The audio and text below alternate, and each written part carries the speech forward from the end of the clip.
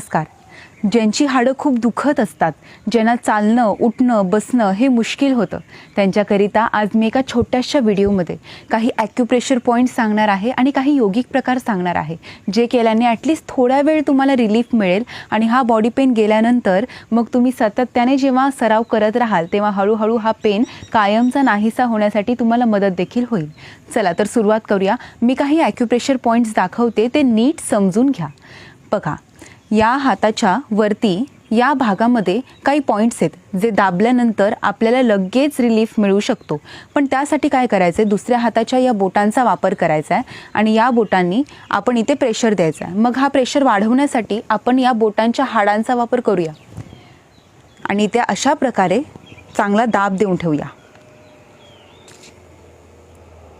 आता हाच दाब तुम्ही अजून एका वेगळ्या पद्धतीने देऊ शकता. असा मग बोटांच्या